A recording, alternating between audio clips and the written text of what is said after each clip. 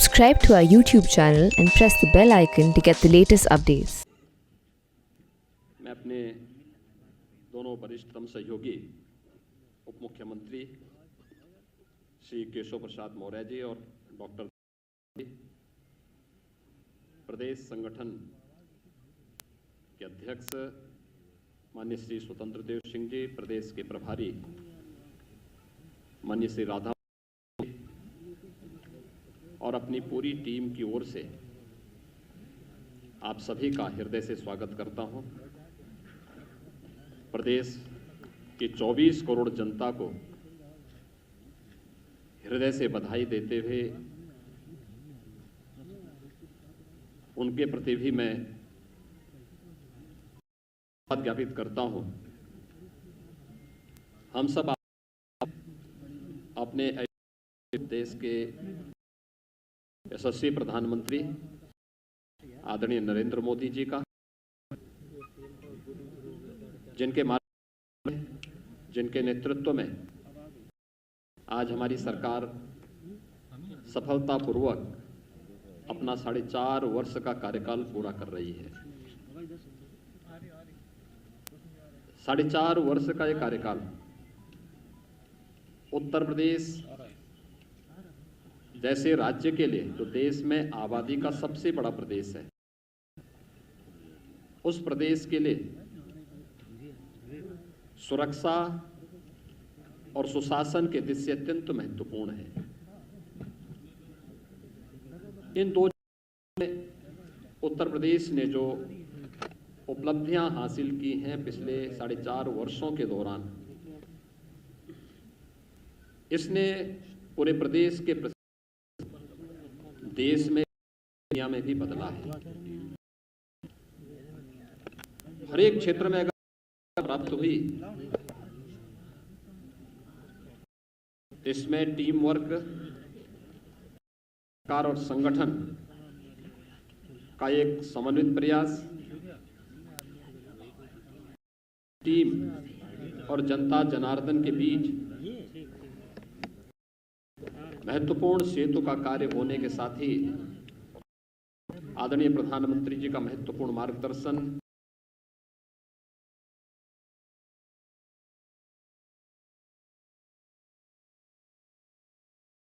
भूमिका का निर्वहन किया है। मैं इसके लिए आदरणीय प्रधानमंत्री जी का, माननीय राष्ट्रीय अध्यक्ष जी का, माननीय गृह मंत्री जी का, माननीय रक्षा मंत्री जी का और पूरी केंद्रीय कैबिनेट के साथ साथ संगठन के सभी पदाधिकारियों का हृदय से आभार भी व्यक्त करता हूं। उत्तर प्रदेश के 4.5 वर्ष का यह कार्यकाल उत्तर प्रदेश के इतिहास में सुरक्षा और सुशासन के दृष्टि से एक स्मरणीय कार्यकाल माना जाएगा। आपने देखा होगा, ये वही उत्तर प्रदेश है जहां पर पेशेवर अपराधी और माफिया सत्ता के शागिर्द बनकर के सत्ता के संरक्षण में भय और दहशत का माहौल पैदा करते थे, अराजकता फैलाते थे। दंगा प्रदेश की प्रवृत्ति बन चुकी थी। आपने 2012 से 2017 के बीच के इस कालखंड को भी देखा होगा, क्योंकि ज़्यादा पुरानी बात मैं नहीं, केवल इससे ठीक पहले का जो कार्यकाल था उसमें देखा होगा कि हर तीसरे चौथे दिन एवरेज एक बड़ा दंगा उत्तर प्रदेश में हुआ है। लेकिन पिछले 4.5 वर्ष के अंदर उत्तर प्रदेश में कोई दंगा नहीं हुआ। अपराधी और माफिया किसी भी जाति, किसी भी मत, किसी भी मजहब, किसी भी क्षेत्र का रहा हो, पूरी शक्ति के साथ कानून के दायरे में से ला करके उसके खिलाफ पूरी शक्ति के साथ कार्रवाई भी की गई। 1800 करोड़ रुपए से अधिक की सरकारी संपत्ति जब्त की गई और जब्त करने के साथ साथ जहां पर उन्होंने अवैध निर्माण किए थे वहां पे ध्वस्तीकरण के लिए भी कार्रवाई पूरी मजबूती के साथ चली है। लखनऊ में आप सभी पत्रकार मित्रगण जानते होंगे कि कभी प्रदेश के अंदर सुशासन की क्या स्थिति थी।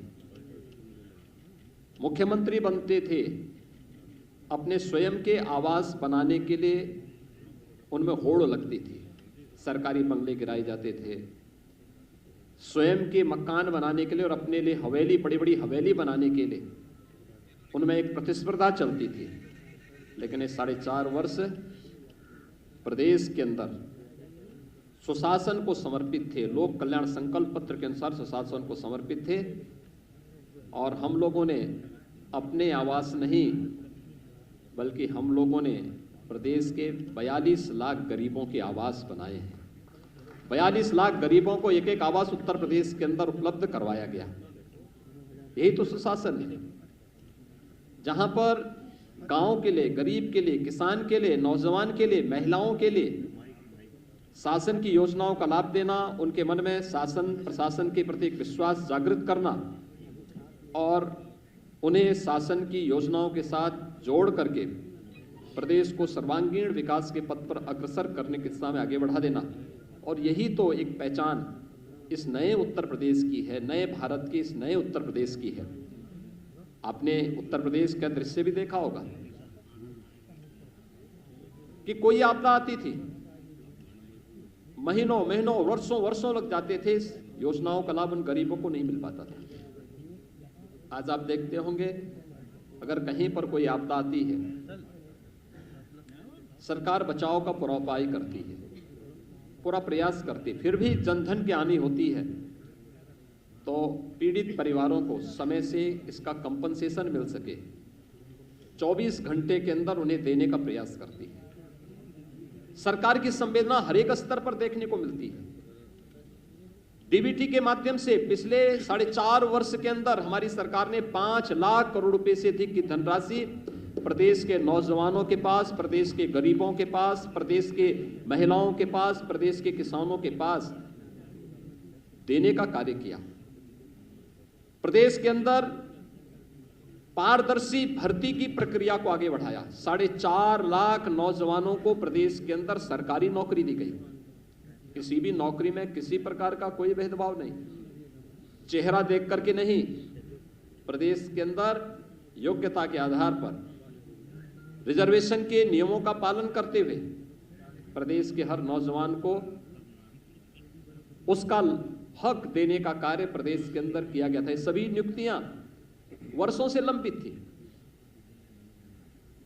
वर्षों से लंबित थी, क्योंकि पारदर्शिता का अभाव था, ईमानदारी का अभाव पिछली सरकारों में था। और उन कार्यक्रमों को सफलतापूर्वक हमारी सरकार ने आगे बढ़ाया था। नहीं तो भर्ती निकलती थी और परिवार के अलग अलग सदस्य, खानदान, पूरा खानदान वसूली के लिए प्रदेश में निकल पड़ता था।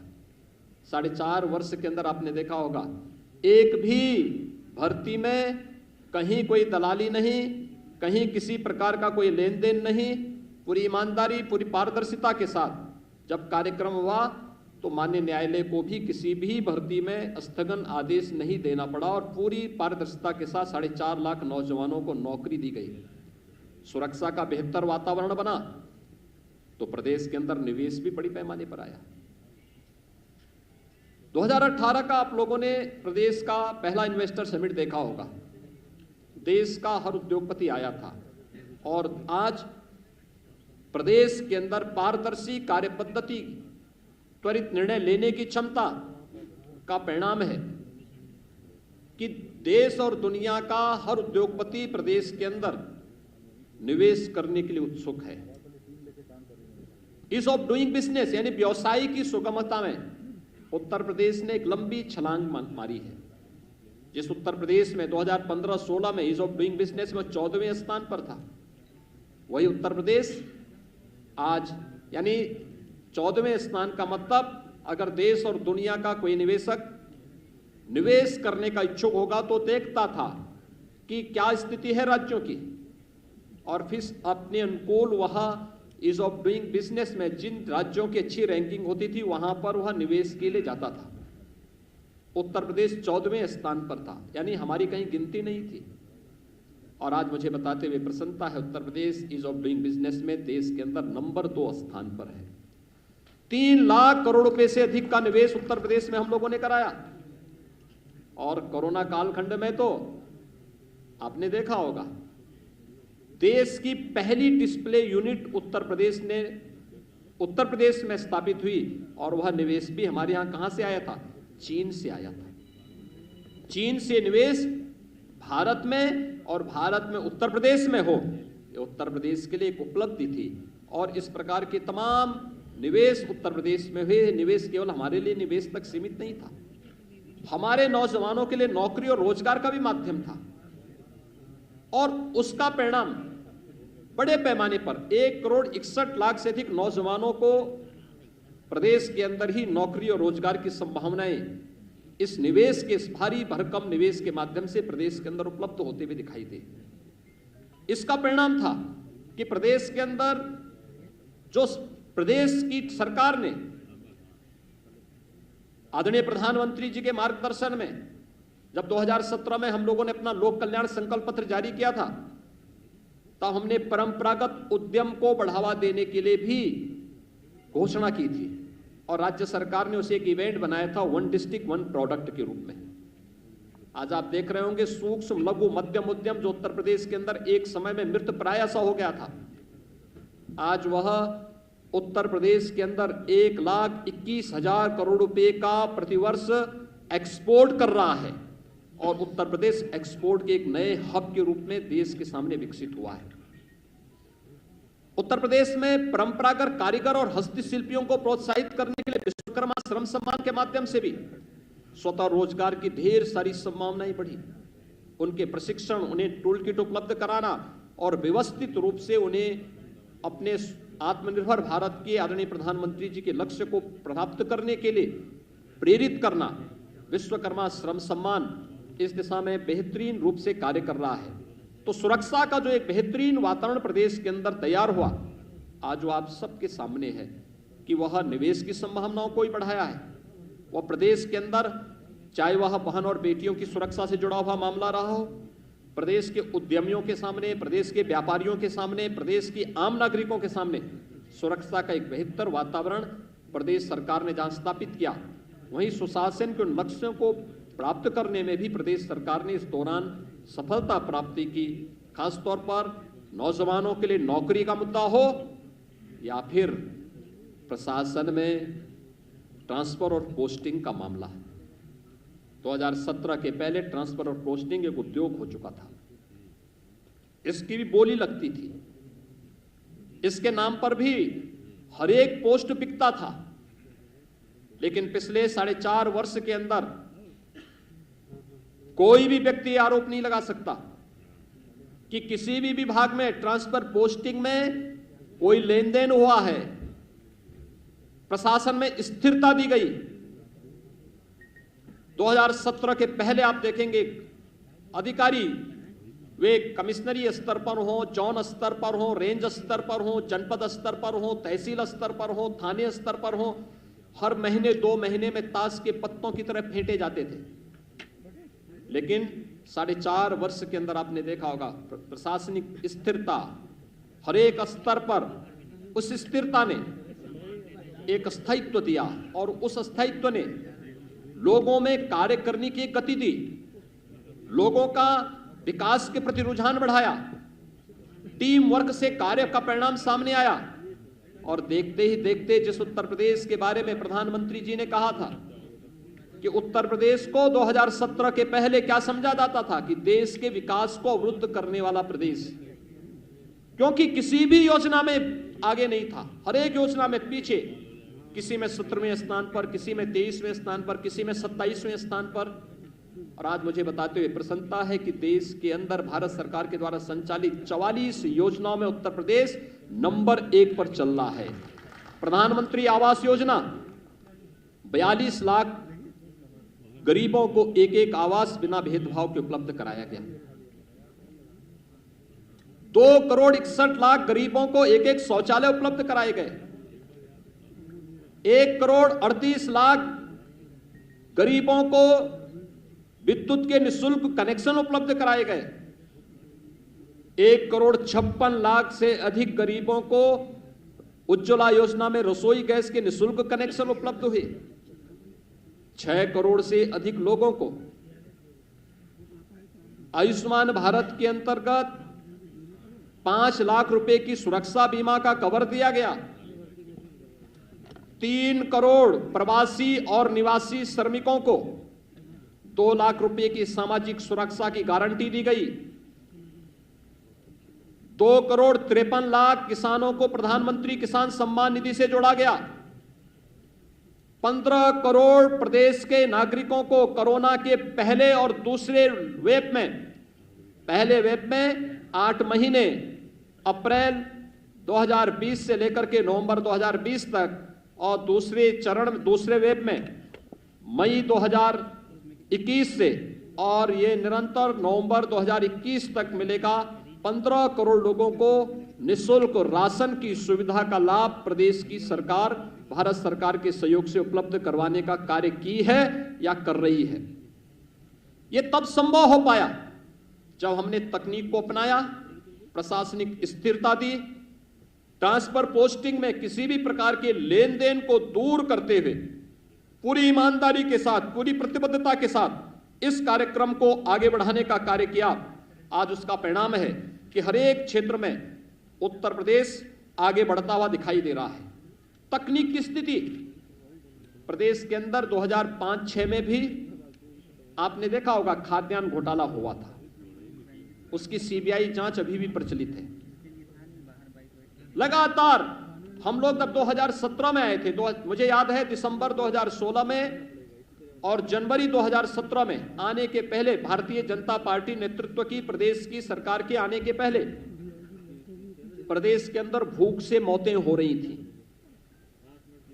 मुझे दिसंबर 2016 में और जनवरी 2017 में ऐसे कुछ क्षेत्रों में जाने का अवसर उस समय प्राप्त हुआ था, क्योंकि वहां पर भूख से मौतें हो रही थी। और जब मैंने उन क्षेत्रों का भ्रमण किया था तो मुझे ये देखकर आश्चर्य हो रहा था कि उन गरीबों के पास राशन कार्ड नहीं थे। 2017 में जब हमारी सरकार मार्च में आई थी तो मैंने सबसे पहले जांच का आदेश दिया कि भाई सभी राशन कार्डों का सत्यापन हो जाए। 40 लाख ऐसे गरीब मिले थे जिन लोगों के पास अपने राशन कार्ड नहीं थे, लेकिन राशन कार्ड बनाए गए थे। उस राशन कार्ड पर कोई दूसरा ही व्यक्ति राशन लेता था। हमारी सरकार ने आकर के सबसे पहले उन गरीबों को राशन कार्ड दिए, फेक राशन कार्ड समाप्त किए और फिर 80,000 राशन कोटे की दुकान को ई-पॉस मशीन के साथ जोड़ा गया। आज हर गरीब अपना राशन न केवल अपने गांव में बल्कि देश के किसी भी कोने में होगा, उत्तर प्रदेश का हर नागरिक वहां पर राशन लेने की सुविधा प्राप्त कर सकता है। ये सुविधा उत्तर प्रदेश के अंदर दी, लेकिन टेक्नोलॉजी का उपयोग करने से हमें एक लाभ और हुआ। गरीब को तो राशन मिल रहा है, लेकिन टेक्नोलॉजी का लाभ यह भी हुआ कि 1200 करोड़ रुपए की हर वर्ष बचत उत्तर प्रदेश सरकार को हो रही है। इसी प्रकार से खरीदारी का किसानों के लिए जो योजनाएं की गई, किसानों का कर्ज माफी से हमने किसान कल्याण के कार्यक्रम को आगे बढ़ाया था। प्रधानमंत्री फसल बीमा योजना को, प्रधानमंत्री कृषि सिंचाई योजना को, लंबित उन सभी योजनाओं को, चाहे वह बाण सागर की परियोजना रही हो या कोई भी अन्य परियोजना, एक एक करके उन योजनाओं को, लगभग 1 दर्जन सिंचाई की परियोजनाएं तो केवल बुंदेलखंड में हमने पूरी की। हम इस वर्ष के अंत तक सरयू नहर राष्ट्रीय परियोजना को, अर्जुन सहायक परियोजना को, मध्य गंगा नहर परियोजना को पूरा करने जा रहे हैं। उत्तर प्रदेश जैसे राज्य में जो जल संसाधन पर्याप्त मात्रा में था, वर्षों से लंबित इन योजनाओं के कारण किसान उसका भरपूर लाभ नहीं ले पाता था, लेकिन आज उसका लाभ मिल रहा है। प्रोक्यूरमेंट हम लोगों ने प्रारंभ किया। याद करिए 2007 से लेकर 2017 के बीच प्रदेश के अंदर गन्ना मूल्य का 95,000 करोड़ रुपए का गन्ना मूल्य का भुगतान होता है, और 2017 से अब तक 4.5 वर्ष के अंदर 1,43,000 करोड़ रुपए का गन्ना मूल्य का भुगतान हुआ। 2007 से लेकर 2017 के बीच तमाम चीनी मिलें बेची गई, औने पौने दाम में बेची गई, बंद की गई। किसान के पेट पर लात मारने का कार्य पिछली सरकारों ने किया। किसान आत्महत्या करने के लिए मजबूर हुआ था। हमारी सरकार ने बंद चीनी मिलों को चलाने का काम किया, नई चीनी मिलें लगवाने का कार्य किया, गन्ना किसानों को समय पे गन्ना मूल्य का भुगतान हो इसके लिए कार्य किया।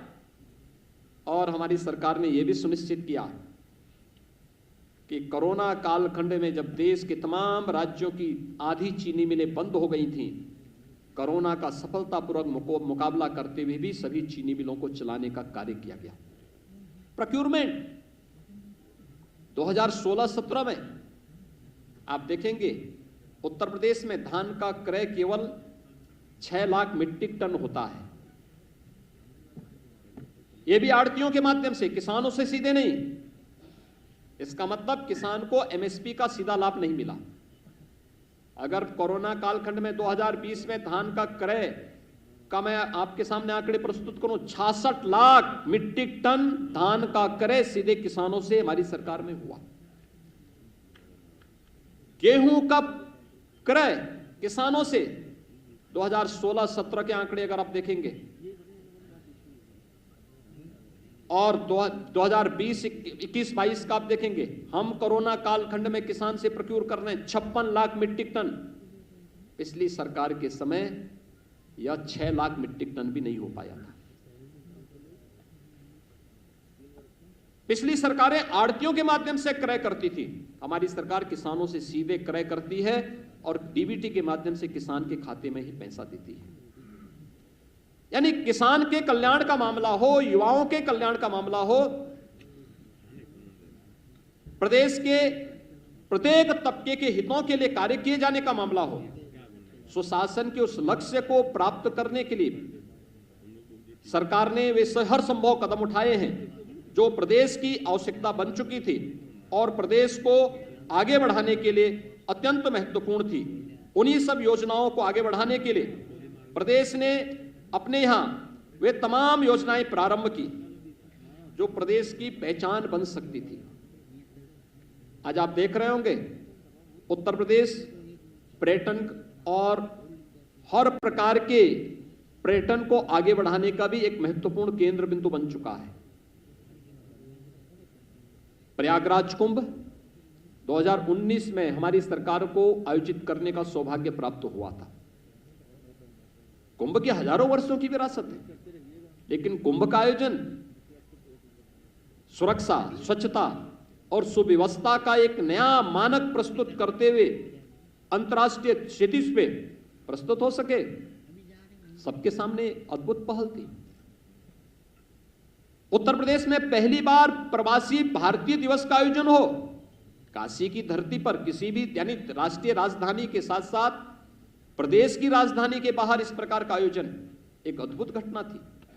सफलता अब तक का सफलतम आयोजन, यह भी सौभाग्य हमें प्राप्त हुआ था। प्रदेश का पहला इन्वेस्टर समिट आयोजित करने का सौभाग्य भी हमें प्राप्त हुआ, जिसने प्रदेश में निवेश की संभावनाओं को आगे बढ़ाया और प्रदेश के बारे में जो धारणाएं थी उनको समाप्त किया। और उत्तर प्रदेश, ये वही उत्तर प्रदेश है जिसने अपनी परंपरागत पहचान को भी देश और दुनिया के सामने प्रस्तुत किया। अयोध्या का दीपोत्सव का आयोजन हो, काशी के दीपावली का आयोजन हो, बरसाना का रंगोत्सव का कार्यक्रम हो, यह आयोजन हमारे लिए हमारी पहचान, हमारी विरासत को दुनिया के सामने प्रस्तुत करने का एक माध्यम था। विपक्षी दलों को ये सांप्रदायिकता के दंश को से की दृष्टि देखने के लिए वे अभिषिप्त थे। वे कभी इस आयोजनों को नहीं कर सकते थे। वो हमेशा इस बात के लिए सशंकित रहते थे कि हम अयोध्या में दीपोत्सव का कार्यक्रम करेंगे तो हम पे सांप्रदायिकता का लेबल लगेगा। लेकिन हमारी सरकार के लिए एक आयोजन था प्रदेश के परसेप्शन को दुनिया के सामने प्रस्तुत करने का। और मुझे प्रसन्नता है आज प्रदेश सरकार तेजी के साथ इस समय आगे बढ़ रही है। जहां हमने आजादी के दीवानों के उन सभी अमर शहीदों की स्मृति में चौरी चौरा शताब्दी महोत्सव के आयोजन को हम पूरी भव्यता के साथ हर एक शहीद स्थल पर देश की आजादी के लड़ने वाले सभी स्वतंत्रता संग्राम सेनानियों के प्रति सम्मान का भाव पैदा कर रहे हैं, व्यक्त कर रहे हैं। वहीं साथ ही साथ देश की सीमाओं की सुरक्षा करने वाले सैनिकों के प्रति भी सड़कों का नामकरण, विभिन्न प्रकार के स्मारकों का निर्माण, उनके परिवार की सहायता या उनके परिवार के एक सदस्य को नौकरी की व्यवस्था हो, ये प्रदेश सरकार पूरी प्रतिबद्धता के साथ कर रही है। तो साथ साथ शताब्दियों से, दशकों से लंबित उन आस्था के केंद्रों को भी सम्मान देने का कार्य हो रहा है। यह हमारा सौभाग्य है। अयोध्या में मर्यादा पुरुषोत्तम भगवान श्री राम के भव्य मंदिर के निर्माण का कार्य हमारी सरकार के समय में आदरणीय प्रधानमंत्री जी के मार्गदर्शन में प्रारंभ हो चुका है। लोग हम पे आरोप लगाते थे कि आप लोग हमेशा बोलते हैं कि रामलला हम आएंगे, मंदिर वहीं बनाएंगे, और पत्रकार मित्रगण उस समय हम पे चुटकी लेते थे, लेकिन आप तिथि नहीं बताएंगे।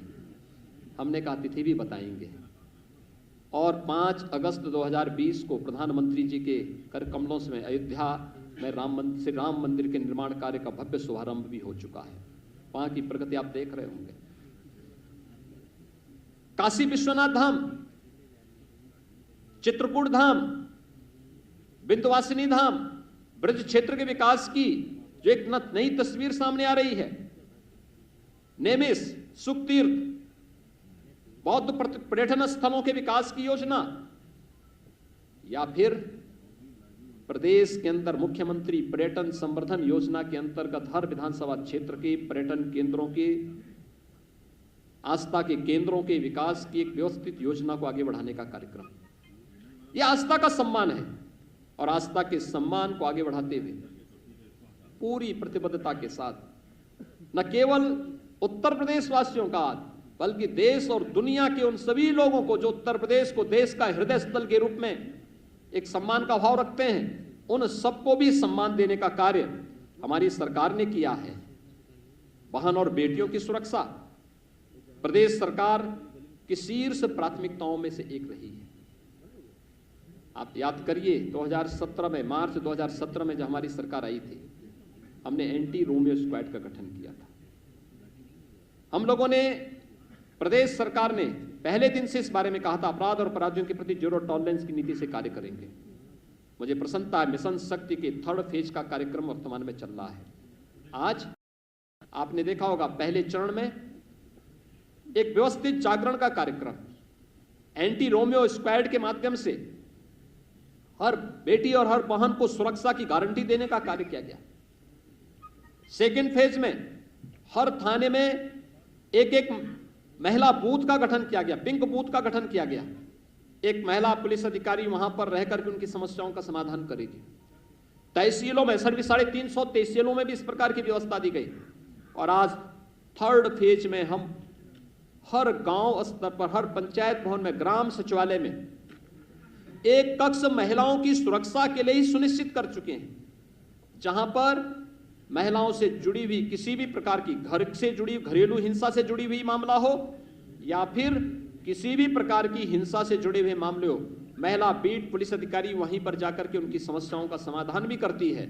और साथ साथ इसका भी प्रयास कर रही है कि महिलाओं के कल्याण से जुड़ी हुई सभी प्रकार की योजनाएं, मुख्यमंत्री कन्या सुमंगला योजना हो, बेटी पढ़ाओ का मामला हो, या फिर बेटी बचाओ बेटी पढ़ाओ का मामला हो, या फिर मातृ वंदना योजना हो, जननी सुरक्षा योजना का लाभ देना हो, मुख्यमंत्री सामूहिक विवाह योजना हो, इन सभी योजनाओं से आच्छादित करने की कार्रवाई भी वहीं पर, निराश्रित महिला पेंशन की योजना हो, जहां पर कोई वृद्धावस्था पेंशन से जुड़े हुए हैं तो उस पेंशन की योजना से जोड़ने के लिए भी वहां पर पूरी प्रतिबद्धता के साथ, पूरी ईमानदारी के साथ वहां पर महिला पुलिस बीट अधिकारी और हमारी फील्ड की जो टीम है वो वहां पर जनप्रतिनिधियों के मार्गदर्शन में पूरी ईमानदारी के साथ कार्य करती हुई दिखाई दे रही है। और एक सुरक्षा का एक नया वातावरण वहां पर पैदा करने का प्रयास हुआ है।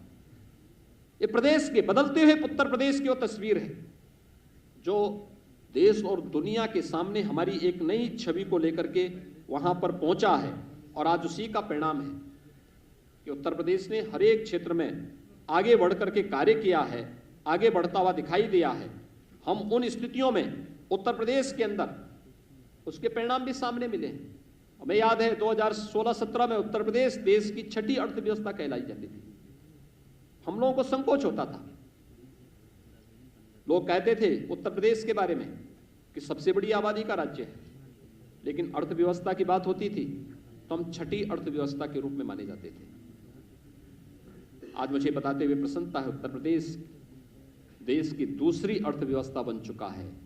इंफ्रास्ट्रक्चर के जो कार्य प्रदेश के अंदर प्रारंभ हुए हैं, चाहे वह इंटर स्टेट कनेक्टिविटी, 4 लेन से जोड़ने का, हर जिला मुख्यालय को 4 लेन से जोड़ने की कार्रवाई, तहसील मुख्यालयों को ब्लॉक मुख्यालयों को जोड़ने की जो कार्रवाई प्रारंभ हुई है, प्रदेश के वे क्षेत्र जो अपने को उपेक्षित महसूस करते थे, पूर्वांचल एक्सप्रेसवे के माध्यम से वहां की अर्थव्यवस्था को सुदृढ़ करने की कार्रवाई, बुंदेलखंड एक्सप्रेसवे के माध्यम से बुंदेलखंड क्षेत्र के समग्र विकास की कार्रवाई, गंगा एक्सप्रेसवे के माध्यम से पश्चिम उत्तर प्रदेश और पूर्वी उत्तर प्रदेश को जोड़ने की कार्रवाई, गोरखपुर लिंक एक्सप्रेसवे और बलिया लिंक एक्सप्रेसवे के माध्यम से वहां के विकास के कार्यक्रम को आगे बढ़ाने की कार्रवाई।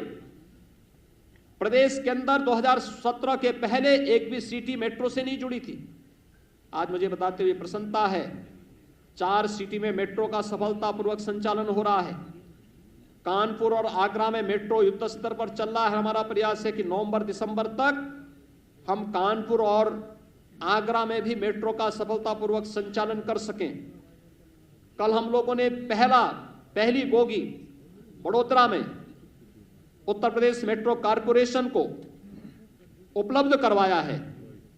यह दिखाता है कि किस तेजी के साथ प्रदेश के अंदर एयर कनेक्टिविटी कितना बेहतर हुआ है। 2017 के पहले केवल 2 एयरपोर्ट फंक्शनल थे उत्तर प्रदेश के अंदर, आज 8 एयरपोर्ट फंक्शनल हैं। 5 इंटरनेशनल एयरपोर्ट प्रदेश के अंदर वर्तमान में या तो चालू हैं या बन रहे हैं। 10 नए एयरपोर्ट के निर्माण की कार्रवाई चल रही है।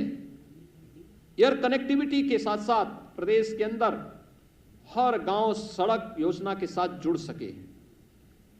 हम लोगों ने इसके लिए युद्ध स्तर पर कार्य प्रारंभ किया है और हर एक गांव में बेहतर कनेक्टिविटी हो, बुनियादी सुविधाएं लोगों को प्राप्त हो, हर एक स्तर पर प्राप्त हो, भारत सरकार की योजनाओं का भरपूर लाभ लिया जाए। इस दिशा में बेहतर प्रयास हुआ। शिक्षा के क्षेत्र में भी अभूतपूर्व सफलता प्रदेश को प्राप्त हुई।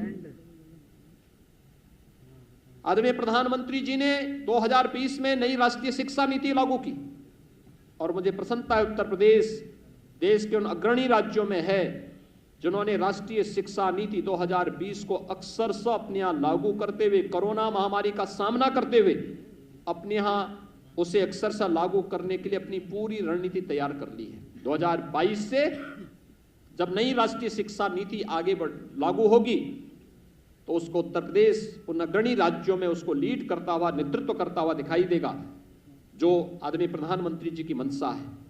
प्रदेश के अंदर हम लोगों ने 7 नए विश्वविद्यालय वर्तमान में गठित कर रहे हैं, बना रहे हैं।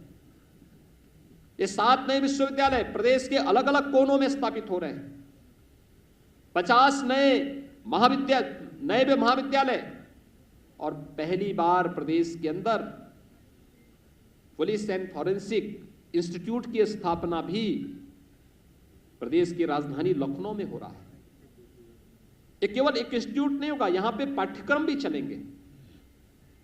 अक्सर हम देखते थे कि हमारी जो जांचें होती थी वो ठहर जाती थी एक समय के बाद।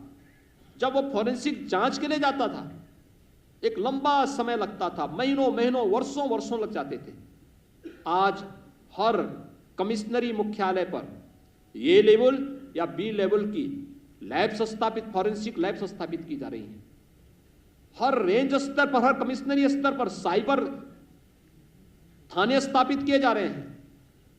प्रदेश के अंदर एक बदली हुई तस्वीर प्रदेश के अंदर वर्तमान में देखने को मिल रही है और इसने प्रदेश के अंदर सुरक्षा और सुशासन का जो एक मॉडल दिया है, आज पूरा देश और पूरी दुनिया उत्तर प्रदेश के इस मॉडल को देखती है। और मुझे लगता है कोरोना कालखंड के दौरान जो कुछ देश और दुनिया के सामने आया है, आदरणीय प्रधानमंत्री जी का मार्गदर्शन था उत्तर प्रदेश की हमारी पूरी सरकार, पूरा प्रशासनिक तंत्र, हर हेल्थ वर्कर्स, हर कोरोना वॉरियर्स इसके साथ जब जुड़ा, जनता जनार्दन का इसके साथ जब सहयोग मिला, आज आप देख रहे होंगे कोरोना प्रबंधन का एक मॉडल उत्तर प्रदेश का देश में भी, दुनिया के अंदर भी सराहा जा रहा है। सबसे बड़ी आबादी का राज्य, सबसे कम पॉजिटिविटी, सबसे कम मृत्यु दर उत्तर प्रदेश के अंदर, सबसे कम मामले उत्तर प्रदेश के अंदर, लगभग नियंत्रण एकदम प्रभावी नियंत्रण है। सबसे अधिक टेस्ट उत्तर प्रदेश में, सबसे अधिक वैक्सीन देने वाला राज्य उत्तर प्रदेश। और कोरोना प्रबंधन कैसे होना है, हर एक गतिविधि हमारी प्रारंभ हो चुकी है। स्कूल कॉलेजेस प्रारंभ हो चुके हैं, आर्थिक गतिविधियां प्रारंभ हो चुकी हैं, औद्योगिक संस्थान हम लोगों ने सेकेंड वेव के दौरान तो कहीं कभी बंद ही नहीं किए। कोविड केयर सेंटर बना करके या कोविड हेल्प डेस्क बना करके हम लोगों ने वहां पर सावधानी और सतर्कता बरती। लेकिन हर एक व्यक्ति को हम सुरक्षा देंगे, और सुरक्षा का कवच आज कोरोना वैक्सीन के रूप में प्रदेश के अंदर 9.5 करोड़ लोग लगभग प्राप्त कर चुके हैं। 7.5 करोड़ से अधिक लोगों का कोरोना टेस्ट भी संपन्न हो चुका है। यानी ये चीजें बताती हैं उत्तर प्रदेश एक नई दिशा की ओर चल रहा है। महिलाओं की सुरक्षा, उनके स्वावलंबन और उनके सम्मान के लिए उत्तर प्रदेश पुलिस में 30,000 महिला आरक्षियों की भर्ती। प्रदेश के अंदर जब तक 1,26,000 से अधिक बेसिक शिक्षा परिषद में भर्तियां हुई हैं शिक्षकों की, इसमें ज्यादातर महिलाएं। पंचायत चुनाव में ब्लॉक प्रमुख और जिला पंचायत अध्यक्षों में ज्यादातर महिलाएं आई हैं। और यही नहीं, ग्रामीण क्षेत्र में महिला स्वयंसेवी समूह के माध्यम से 1 करोड़ बहनों को सीधे सीधे स्वरोजगार और स्वावलंबन के साथ जोड़ने में भी प्रदेश की सरकार को सफलता प्राप्त हुई है।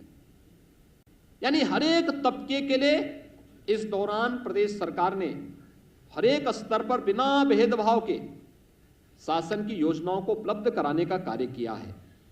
इसलिए मित्रों, जब हमारी सरकार आज 4.5 वर्ष का अपना एक कार्यकाल पूरा कर रही है, मैं इस अवसर पर पूरे प्रदेशवासियों को हृदय से बधाई देता हूं, उनका अभिनंदन करता हूं कि इस दौरान प्रदेश की जनता ने अभूतपूर्व धैर्य का परिचय देकर के प्रदेश सरकार के हर एक सकारात्मक पहल में अपना पूरा योगदान दिया, पूरा सहयोग किया। और मित्रों, मैं आप सबको भी हृदय से धन्यवाद देता हूं कि आपने प्रदेश सरकार के हर एक सकारात्मक पहल को आम जन तक पहुंचाने में अपना योगदान किया है। हमारे 2 महत्वपूर्ण माध्यम थे, एक संगठन और दूसरा मीडिया, जो आम जनमानस के बीच में सेतु का काम कर सकती थी और कर रही थी। चाहे वह सामान्य दिन हो या कोरोना कालखंड के वे दिन जब कोरोना प्रचंड स्तर पर प्रदेश के अंदर पीक पर था, उस दौरान भी, और एक एक योजना को आम जन तक पहुंचाने के लिए जो कार्य आप लोगों ने किया, मैं इसके लिए आप सबका भी हृदय से अभिनंदन करता हूं। एक बार फिर से अपनी पूरी टीम की ओर से आदरणीय प्रधानमंत्री जी का, अपने केंद्रीय नेतृत्व का आभार व्यक्त करते हुए प्रदेशवासियों को और आप सभी को उत्तर प्रदेश सरकार के सफलतापूर्वक 4.5 वर्ष के इस कार्यकाल के लिए हृदय से बधाई और शुभकामनाएं देता हूं। धन्यवाद। जय हिंद।